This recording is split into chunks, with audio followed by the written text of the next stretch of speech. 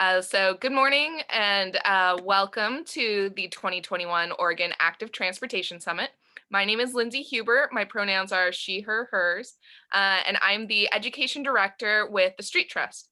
Before we begin our program, the Street Trust would like to acknowledge the land we are occupying. The Portland metro area rests on the traditional village sites of the Multnomah, Wasco, Cowlitz, Cathlamet, Clackamas, bands of Chinook, Tualatin and Kalapuya, Molalla, and many other tribes who made their homes along the Columbia River. We take this opportunity to thank the original caretakers of this land. Thank you. Welcome to Meeting the Need with virtual and live Safe Routes School education programs. Your presenters for this session are Sarah Mazze, Lale Santelices, and Whitney Bennett. You can type your questions in the chat or use the raise hand tool, both found at the bottom of the screen. We will also have our three presenters leading breakout rooms to talk further about their programs at the end, so please think about which group you'd like to join as our presenters speak. Please use the social media hashtag OATS21 to talk about the summit on social media. And don't forget to visit our website at thestreettrust.org to learn more about our other programs and activities, including SB 395, aka Safe Routes for All, an update to the historic bike bill on its 50th anniversary that the Street Trust is championing in the Oregon legislature this session. To claim AICP credit for attending this session, please log into the OATS Sched platform and find the AICP certificate download link near the top of the page. Now, without further delay, please welcome to your screen, Sarah Mazze. Good morning, everyone.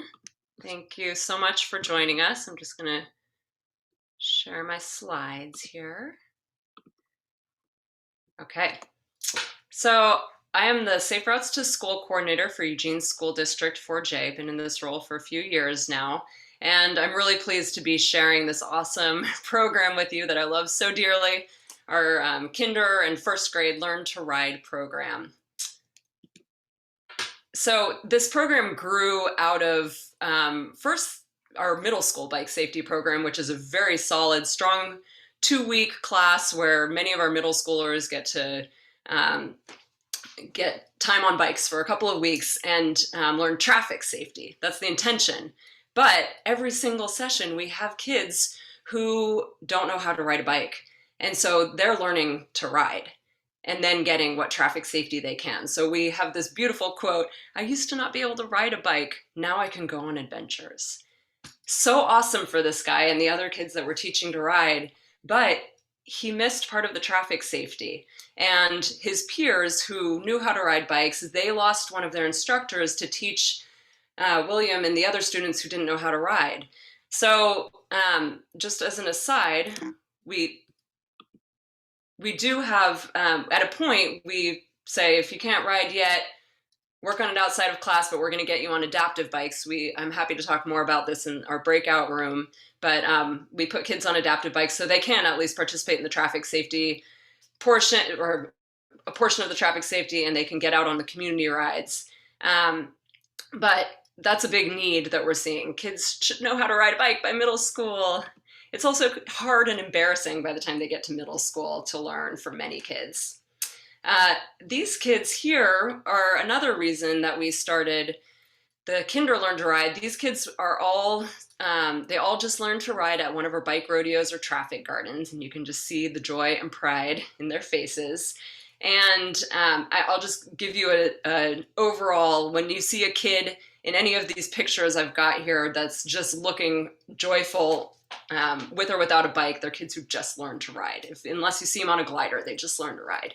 So just spreading the joy here. So we were lucky enough to have a fleet of different size Strider bikes that Burley Trailers donated to us. They're based here in Eugene. And so we've been able to teach kids of all ages. I fit on the biggest one. And what we saw at our low-income schools in particular is that each bike rodeo we had with 70 or 80 kids, we were teaching 7 or 8 kids up through 5th grade to pedal a bike. And then we were also moving another group of about that many kids towards that. We would get them to gliding. The next time we had a bike rodeo, we'd get them pedaling. So they're missing out on so many years of joy and independence, being able to be a part of addressing climate change through their personal actions, by knowing how to ride a bike. So I reached out to some PE teachers and said, is anyone willing to do kinder first, learn to ride in your PE class? And I got the bell curve of responses with a lot of crickets in the middle, no response, and then a few PE teachers saying, that sounds crazy, no way I'm not having 25 kindergartners biking around my gym. And then on the other side, I had a couple who were like, yes, that sounds amazing, I would love to do that. And so Burley once again generously said, you can have them shipped to our warehouse, and we'll hold a work party with our employees to assemble them. We purchased the bikes, and I can talk more about that in the breakout room, and got them all put together. And we got a donation of, they come with helmets the way we got them, but we also got a donation of extra helmets from Burley because back then, before COVID, lice seemed like more of a big deal. So we can get each kid in their own helmet. And we launched the program in January. And actually, we didn't even have 3 months at it before we got shut down. But we did get to 3 schools and got almost all the way through the time we'd intended with each of those schools. And normally we would just do, or eventually I hope to just do kindergarten largely, because we'll have already done, the first graders will have had it the year before. But to start off, first graders mainly fit on the bikes. And so we did kinder and first grade in PE class 2 times a week for 30 minutes. We reached 450 students. Some of those were second graders or even older kids who we found out didn't know how to ride and managed to pull them in, or work with them at a different time while we were at the school with bikes. But mainly kinder and first. And we had more than 25 volunteers who were kind of our people and the school's people. And then we ended up with volunteers who followed the program school to school and really made it a part of their life, coming back multiple days a week. So what were the results? I gotta point out this guy. He's so happy he just learned to ride a bike. I love it. So we had, at the end of our time, we had 400 out of 450 kids riding bikes. And I think we would have had more if we had had our last week, because that's when you really get them. They're so close, you really get them picking it up. Self-reporting doesn't work with this age, so we don't know exactly how many could ride when we started, but we just used strong gliding as a proxy because we figure that you generally can't pedal a bike if you're not a strong glider. You can be a strong glider without being a pedaler, but so we may have taught more, but 100 started out as strong gliders. We may have taught more than 100, or 300, but at least 300 learned through this program. And of the remaining 50 who could not yet pedal, all but 2 of them could glide. So they're almost at pedaling. The assistant superintendent for the district came by one of our we were at only really high needs schools, and she came by one at the end when the kids are just whizzing around on bikes, and she emailed me after and said, this is what equity looks like in practice, providing access to students to learn a critical life skill. So that's a huge benefit. These kids know how to ride bikes now. They've got the rest of their life to be active transportation users and to recreate on bikes and have the freedom and independence and joy that brings. So joy, that's a big one. Can we ride bikes every day? This little girl asked. And this was right at the start when they were just working on gliding. It was also a lot of joy for our volunteers. We had a volunteer write us, you guys did a fabulous job, the most enjoyable and gratifying volunteer activities I've done in a long time. And so another benefit was really that it built up our Safe Routes to School volunteer corps. We now have a group of people who are much more committed to helping with our program, this part of it, but also other parts of the program. And it really gave them a lot. And it gives me, I'll be honest, it gives me so much joy to be doing this. I love it. To witness kid after kid after kid having that moment of accomplishment is really incredible. so I want to share one of those with you. The kid in the back just learned how to pedal, and you'll see the way that we teach them. They go from walking on the strider, really working on getting your tush down on the seat, sit on the seat, and then gliding, and then putting their feet up on the pedals, down on the ground, pedals, down on the ground, doing that while they're gliding, and then moving into pushing the pedals. So you'll see, if you listen closely, you'll hear about halfway through, she yells, yes, because she's so excited. Oh, Emma.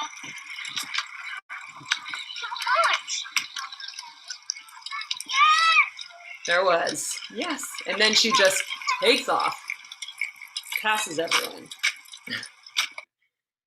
And, oops, no, that's not what I meant to do, sorry. Okay. There we go. Oops, and then I just wanted to share also, she was literally jumping for joy. I did it. And I couldn't get that on video, but she started to tell me about how excited she was about what she was going to do afterwards. So at home, I'm translating a little because she's a little hard to understand, but at home, she's going to ride on her Barbie bike with yes pedals. Some of them call them no pedals and yes pedals. So. At home, lots of fun with my Barbie bike. And got yes pedals, little wheels, and big wheels, and that was great. I love my Barbie bike. That's so great. I'm so proud of you. Are you proud of yourself? Yeah. Awesome. So you can see here that she's wearing a mask. We are working now with kids at recess because they don't have PE in person. You also know that she was talking about her Barbie bike with little wheels and big wheels. So we do communicate with the parents or the family that they ought to take off those training wheels because their kids know how to ride a bike now, or they know how to balance, and that's going to help them get closer. One other benefit is that we were warned about a lot of classes, like this is a really hard class, this is a hard kid. And in some cases, yes, those kids struggled, but in many cases, we just didn't see it on the bikes. We had one girl with sensory issues who came in with headphones, and PE was obviously stressful in the gym with all the noise. She, on the bike, was in a state of bliss and peace, just going around in circles, so calm. So there was a lot of transformation for kids. And finally, we really work with a growth mindset. If you haven't heard of growth mindset, fixed mindset, it's really interesting in terms of working with kids and your own learning. But the idea is that a lot of us were taught, you're good at math, you're bad at math, you're good at athletics, you're bad at athletics, versus we learn much better. People learn much better when we are encouraged with, you're working really hard at that and it's paying off. You keep persisting and now you can glide. So we really try and share that kind of encouragement with them. And I wanted to be able to pass it on to the teachers so the teachers could say, you're having a hard time making that letter sound, but you kept working on your gliding and now you can glide. Same thing with the letters, because it's such a quick learning process for them. So we made stickers that say, I pedaled, I glided, I persisted, and I'm bigger than my fears, so that the kids can wear those and the teachers can use that. And you can see that this was like a whole other level of joy for these kids. They call them their badges, their awards. So that is all I've got. Thank you so much. I am going to turn it over to Lale now, and I'm happy to talk more about the nitty-gritty of how we got the bikes and how we make this program work in the breakout room. Thanks for listening. Round of applause for you, Sarah. That was amazing. Thanks for sharing. Hi, everybody. My name is Lale Santelices, and I am the one of the Safer to School coordinators at the City of Portland. I am very excited to be here to talk about the change that we did around traffic safety education. And let's see if this. Okay, there we go. So education and encouragement is crucial to meet our safety goals, our climate goals, and our mode shift goals. So today we're going to be talking about transforming bike safety into traffic safety, and also talking about traffic playgrounds. Okay. So bike safety, we've all done it. Well, maybe not all, but it's very popular. It's a very great program. Oftentimes the principles of them are visible, predictable, and legal, which are great because the program is oftentimes done in 4th or 5th grade. So these are 3 short things that kids can hold on to with a little bit of vocab in the middle. In Portland, we used to do this in 4th and 5th grade, and we used to teach pedestrian safety in 2nd grade. But the issue that we had is that kids are multimodal at a very early age, particularly in middle school when they started being more independent. So having bicycle and pedestrian safety separated didn't really talk about their reality. Another thing that didn't talk about the reality is about how this principles really focus on traffic and infrastructure and not really in the student as a whole and the experiences that they may have in the street. So we kind of looked at, in partnership with Jordan Bailey, who at that time was working at the Street Trust, and Nicole Watson, who is a bike advocate, and currently she's the principal at Prescott. We looked at this principles and made them bigger. You can still find the legal, you can still see the predictable, you can see visible in disguise of able to be seen, but now we have considerate of your space and being assertive and being aware. So things that talk not just about how you negotiate intersections, but also how do you negotiate your personal safety. I keep pressing enter and it keeps not working. Okay, so traffic safety education framework. So as I said, with Nicole and with Jordan and in our team, we sat down and we looked at what is it that traffic safety should look for. And we really wanted to, of course, speaks to personal safety. We wanted the youth to see themselves, and we wanted to do the classic of laws and best practices on the road. But we also wanted to highlight places for fun. That was really key. Now, if you look at the first chunk, is safety. Safety means a lot of things to a lot of people.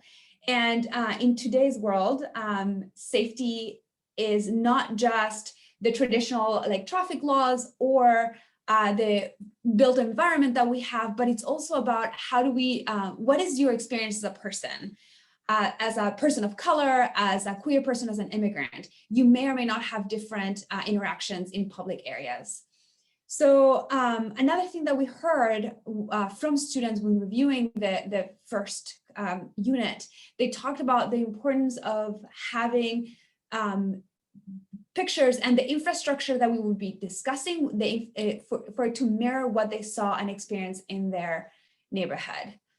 And with personal security, this is the one that we had it was the most taunting for us because we didn't have language or toolkits at our disposal. So we had to partner with people that have already been doing it. So that's people working on crime and violence prevention.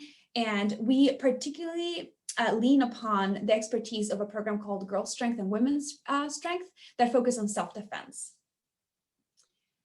So in the bike safety class, one of the first lessons is borrowed from Girl Strength. It's called What If List. So we grabbed the three buckets of safety, and we asked them, what are your experiences? Because we don't want to tell youth this is what you should be afraid of. Instead, we want to ask them, what questions do you have? What do you see? What do you experience that you don't quite sure, or you think you know how to navigate? And from that, we encourage the teacher to not just feel free to either shut down the question or answer right away, but embed it into the conversation in the following weeks as they're teaching the program.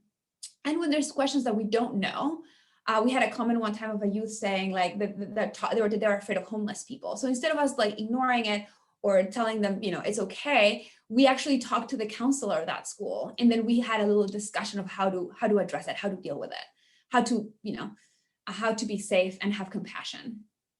Another example is how we can use another tool taken from Girl Strength is the 3 steps of assertive communication. So again, having this tool and having this activity for the youth to practice is good. It does not take away the fact that there's harassment that happens in the streets and predators, but it does give them something to lean onto when they're in those critical moments where they have to make like quick decisions for their safety.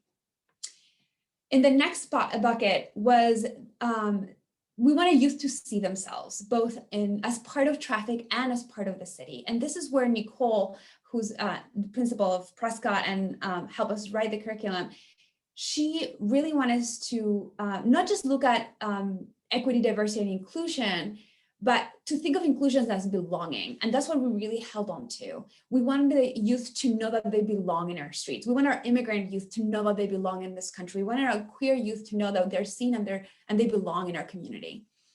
And we took great inspiration from the Scrapper bike crew from Oakland, California. You see a picture of them in all their glory. And they have so much strength of grabbing their bikes, making them like have a personality, and it's really an extension of themselves, and they belong. They're part of the street. They're part of the city, and we want to be able to work towards that.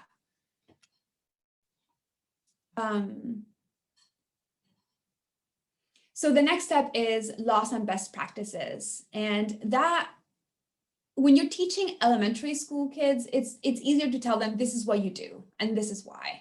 But when you're talking to middle schoolers and older youth, you really want to learn from, like, you want to grab from their own knowledge, right? They have had so many experience already, and they're already starting to be in the street by themselves. So if you're able to have a conversation, and when you're at an intersection, ask them like, well, what would you do here and why? And then be able to really have an open dialogue about what is, again, like what Sarah was talking about, of like this growing moments where they're able to see themselves, but also discuss with you. So you're really like focusing on assessing risk. And in the assessing risk, I want to bring in a quote from a parent that was brought in by Nicole to do a focus group. And she shared with us that freedom for me is being able to decolonize spaces, being able to ride in all different neighborhoods, exploring places in a way that can only be done on a bike, unapologetically being Black and taking up space as a rider in a city and in a sport that is overly represented with whiteness, modeling what it is to take up space and exist for my 8 and 12-year-old daughters, staying fit and self-care, to name a few. So right there, what modeling to take up space is really important. And that's where risk assessment takes place. And most importantly, where fun takes place. In the picture that you see there, there's a young man from the ride that we did earlier with Play, Grow, Learn. And there's like 1,000 things that I could tell him and I could focus on and I could drill on him. But instead, what I did is that I encouraged this piece of freedom. We were in a secure place. This was excellent for him to explore and to have joy. And I cannot, unfortunately, zoom in. So you get close to your screen and you see the pure joy in his face. I think that is the most radical thing that we can do. As an immigrant and as a person who's in a queer relationship, as a woman, cisgender, I'm definitely afraid sometimes. And having joy and finding joy is like the most radical thing that we can do and teach our youth. And I want to take a moment to share what, in Nicole's words, as to why the importance of can you all hear it? No, I couldn't hear anything. Okay, so maybe what I'll do is I'll put it on the chat. We'll put the link on the chat. But this is Nicole talking about how she wanted to set the year right. So before the year started, she organized a big bike ride and invited all these people. She all her community, who's very diverse. There's a lot of the immigrant community, is Black community. Her school serves wide range, and she wanted to model what it looked like for a Black woman to take up space on the road and find joy in our streets. God, this is not working. Okay. So next steps, we hope to finish our pilot. COVID shut everything, including our program. So right now it's on hold. But when we go back, we hope to finish it and we hope to evaluate, are students better off? That is the key question for us, because we may have this really beautiful thing that everyone's excited about, but if students are better off, then there's no point. So we have to evaluate that. And also, are teachers comfortable with the material? And not just with the logistics of, moving 30 bodies in the street, but are they able to hold conversations that are beneficial and healing, or are they harmful, particularly when you don't share the background, the culture, the experience as your students, which is a big question for us. And lastly, we're trying to figure out how we can open pathways for easy access to our bike fleet, understanding that maybe we're not able to create crews, but maybe community organizations, if they borrow this, they will be able to create their own crew and create their own culture and moving this forward. And Lale, So, you're at 10 minutes. Huh? You're at 10 minutes. Okay, and then we also have playgrounds, which is more straightforward. So in our next, in our small groups, we can talk about traffic playgrounds and the role they play.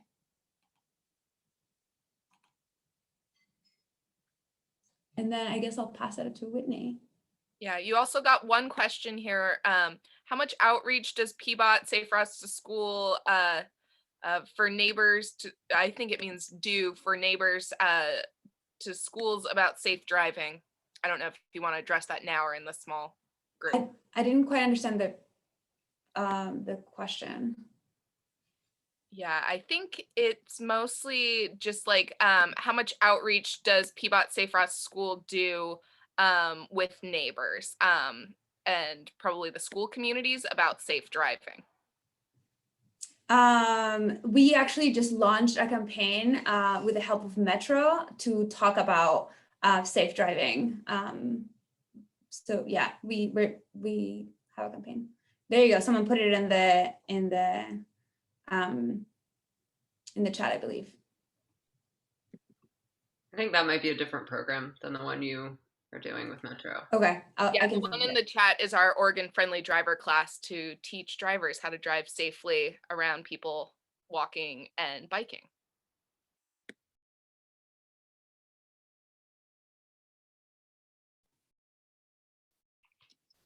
Okay, I'm gonna hop in here and then we can put those links into the chat, because yeah, great opportunity to share that Oregon Friendly Driver, because it is a statewide program, and then also there's lots of regional things happening for encouraging safe driving on our roads. So thank you, Sarah and Lale, really incredible work that has been done and is still being done in Safe Routes to School. I am Whitney Bennett. My pronouns are she, her, hers. I am the Safe Routes to School coordinator at Commute Options, and specifically working in school districts within Central Oregon, but we create a lot of resources that are distributed statewide for the Safe Routes to School curriculum. And I'm going to talk about some virtual learning resources that came out in light of what happened over a year ago now, when our schools closed and all of our students most of our students turned to learning in this kind of environment where they're looking at the screen and from home or from small learning facilities. And all of our programs were put on hold. So anything that we had scheduled for bike or pedestrian training in schools were stopped. We have walking school buses that stopped. And the crazy part of all of this is that it is still our reality today that we're still struggling to get into the classrooms in some capacity. Like Sarah, being able to start to be in school at recess is a wonderful opportunity, but these virtual resources are still very applicable now. When going to create this is kind of like, well, how relevant is it? Our schools are opening back up and then they're closing and then they're opening and then one class goes home. So, and there's also a lot of students that are still learning from home. A huge percentage of kids did not go back this year and are doing comprehensive distance learning. So these resources are incredibly helpful to continue teaching our students about these really important skills to learn and to also encourage the use of them so that they are key players in active transportation, helping to have an overall positive impact on our climate. So we created the Walk and Roll E-Toolkit back in March 2020. And the idea was to create a safe routes to school guide for coordinators and educators to adapt it to the virtual platforms to both educate and also encourage the use of walking and rolling while they were at home or even in that transition back to school. So the idea, the tenets of what the toolkit is really to be simple, adaptive, and accessible.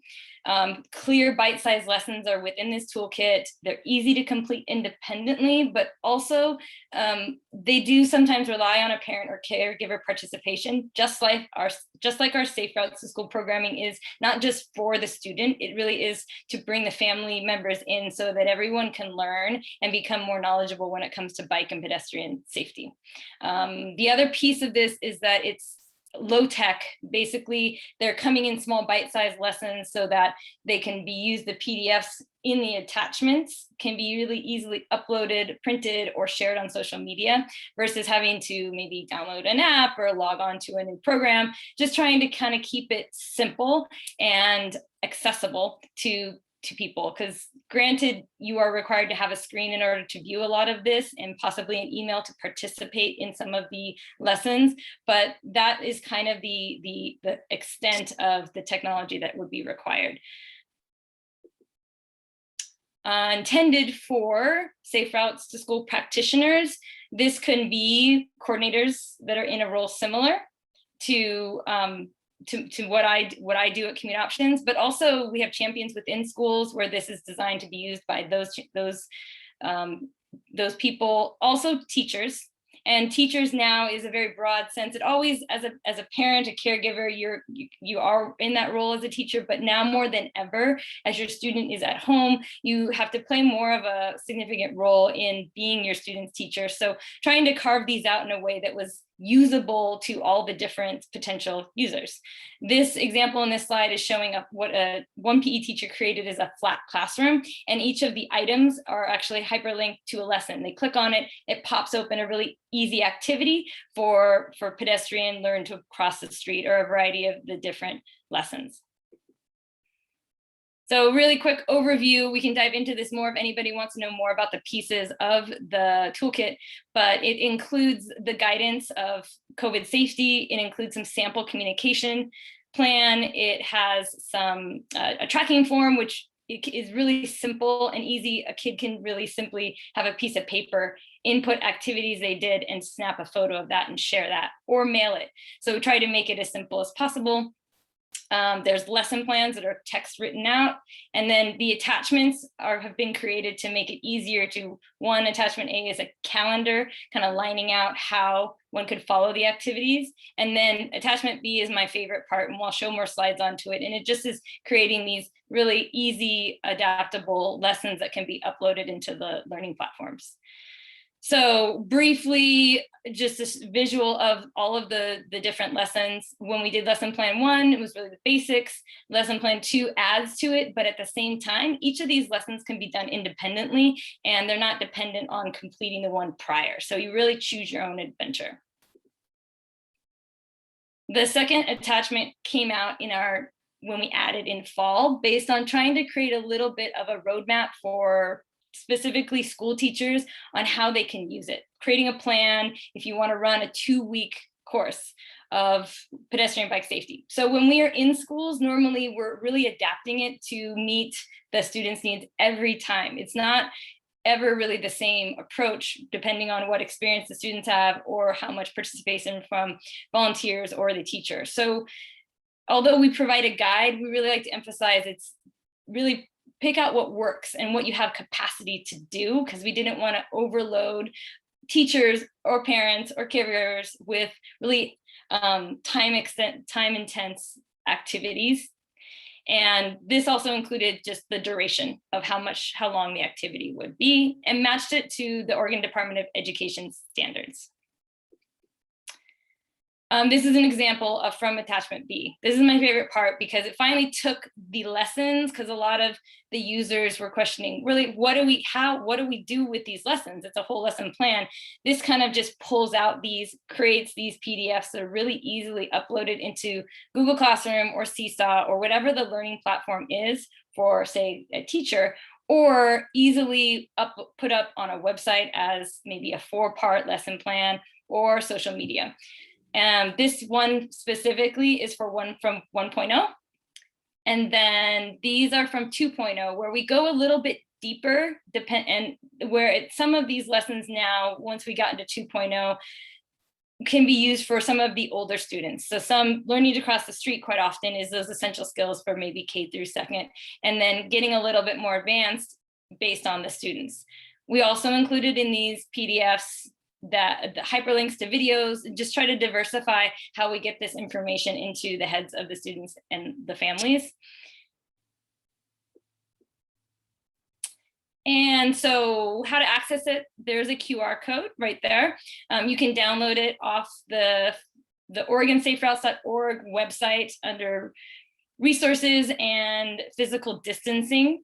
It's a PDF, things can be pulled out. Like I said, it's really designed to be choose your own adventure based on who you're offering it to. And they can be imported, used as an online challenge or uploaded into Google Classroom. So this is an example of how we used it for a challenge. We did a 2-week challenge and created a Padlet, and each of the activities were there. And then anytime a student participated, they could add a photo of them participating. So this was more of a more techie approach to offering the challenge. And we've kind of played with different ways of participation, giving an option to mail a piece of paper in, or doing a Google form to just log in that you've done a certain amount of activities. This was a way to collect some really adorable photos of the children participating. And then as we're wrapping up real quick, there's lots of ways you can do virtual education. So using the toolkit is kind of a foundation. And we found that a lot of practitioners will pull activities and then embed them into other virtual resources. Taking it another step further, adding in a variety of scavenger hunts, or we have right now our walk and roll challenge that's going on, and just trying to provide some diversity in what we put out there, and also adding in incentives into some of these challenges has been a really helpful tool. So lessons learned with virtual learning resources is it's really about timing, because as teachers go through these transitions, as families go through transitions, it's kind of, we're always in flux, and it's making that call or that contact at the right time. And also, if that wasn't the right time, continuing to be persistent with trying to say, we have some resources, might be able to fill a void that you currently have. They may not have a void at that time, so keep continually trying. And every once in a while, you'll get that contact where someone's like all in and really wants you to share these resources with their students. And so just being able to keep on pushing. And when you have the opportunity to provide incentives, that always helps to both the students and to the family members. We're offering some gift cards to parents and caregivers if they participate too, just helps get things moving forward. And then the last point is that really these are here to stay. So virtual learning is something that, although when we created it, we're like, for now it'll work. Now it still is relevant. Like I said in the beginning, there's tons of students still learning from home, and we need to be able to get this information out to them so they continue to have really healthy habits of being participating in active transportation. So that is all I have on virtual learning resources. And I'll pass it to Lindsay to organize those breakout rooms. Yes. So I know, do we want to do a little Q&A at the end after the breakout rooms?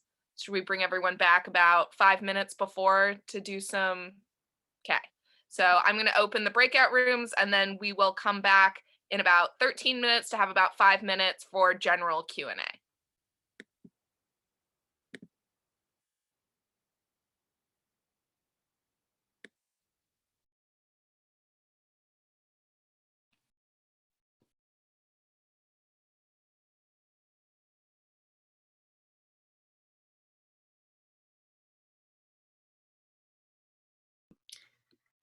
Lindsay, it's not letting me join the breakout room. Okay, I see 2 people haven't been able to join it. How do we pick which breakout room we want to be in?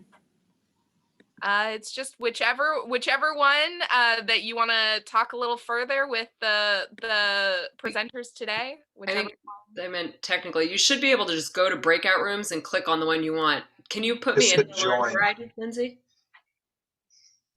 Yes, I can assign you to yours. It looks like.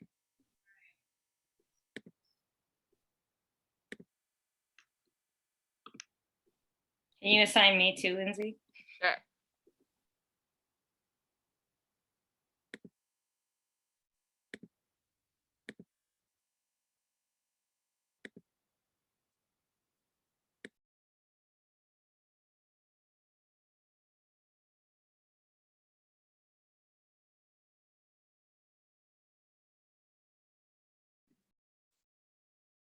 Hey there, I'm sorry. I don't know where the breakout rooms are.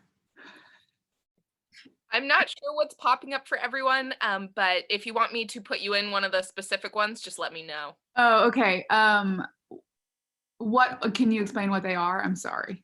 Yeah, so it's our 3 presenters are just doing a little Oh. more kind of individual talking. So we've got the Sure. virtual learning resources, the traffic safety education and traffic gardens, and then the K-1 learn to ride. Yeah, I'd love to go to the Learn to Ride one with Sarah, Mazze. Perfect. Thank you. Sorry about that. No worries. Lindsay, same here. I'll take the one with Sarah. All I right. don't see anything on my screen that directs me to a breakout room. Yeah, I don't know what it looks like, so I will move you right over. Thanks.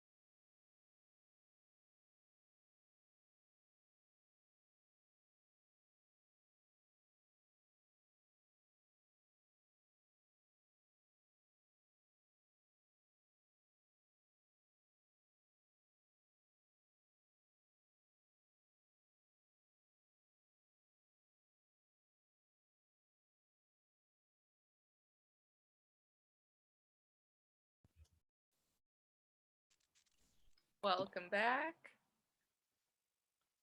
Just waiting for the other rooms to close.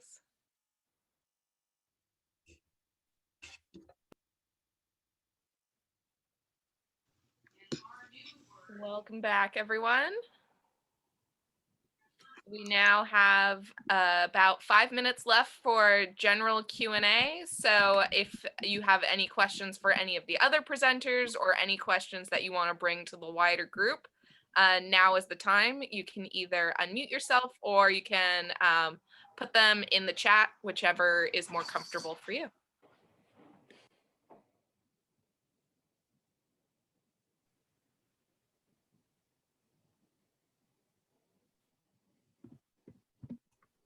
Or also, oh, what was that?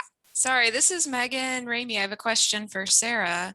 I would love to have your job for Hood River County, and I'm curious, was this part of the ODOT Safe Routes to School funding for your position, or how did that job get going? So my job is Safe Routes to School coordinator. So there's the program here locally did start with ODOT funds, but now it's actually regional funds that the Metropolitan Planning Commission allocates to Safe Routes to School. They've decided it's a priority for the region, and so they give funds to the 3 primary school districts in the area, in the metropolitan area.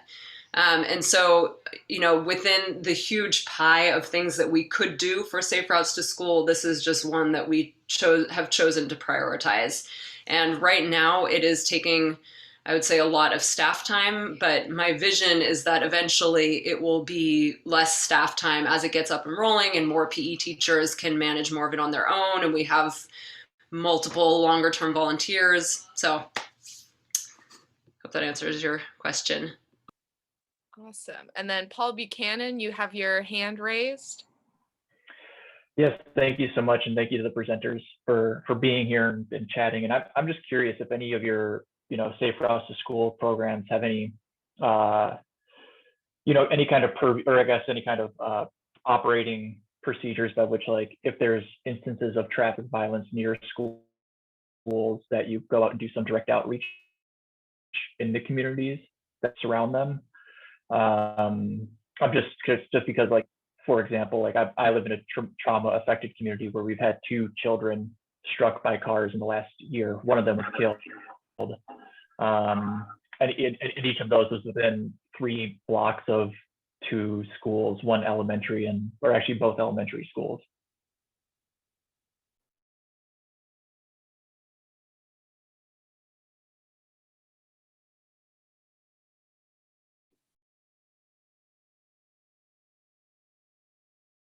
Sarah, Lale, do you have anything to add in here? I am really sorry for the loss in your community, and that did happen in our community, but it was before I was Safe Routes to School coordinator, and I don't actually know what the direct response was from Safe Routes to School was when that happened. Yeah, I don't have a great answer for that. I know Gresham dealt with that within the last 1.5 to 2 years. So maybe it makes sense to reach out to them. Oh, I can talk about that. Yeah, sure.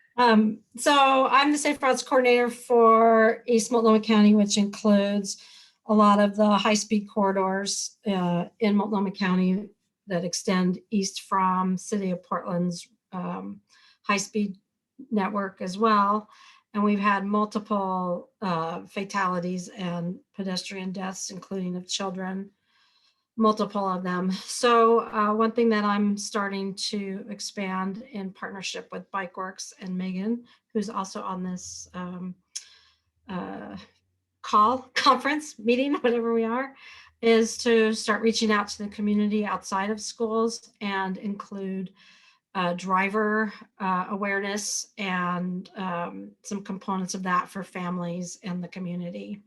I think we're mostly going to wind up taking sort of a defensive, sort of like the personal safety that Lale does. It'll be a little bit of like as a driver, what should you be looking out for? Because we're assuming that the people that are interested in transportation safety are not the ones that are causing a lot of the violence. So it's a big issue for us in East County, and that's what we're going to try to do. Thanks for sharing that. So super quick, Lale, is the intent for the traffic gardens to be temporary installations for education or for them to be permanent? The ones that we installed last summer were temporary. They were COVID response. We would like to have a permanent one to be able to do programming there, but we're just working with districts and parks and finding locations and identifying funding. So it's a long road ahead. Great. Well, thank you so much, Sarah, Lale, and Whitney. Thank you to our sponsors who are listed on the SCED conference website. And thanks to all of you for coming. Enjoy the rest of the summit. Thanks, everyone. Thank you, everybody.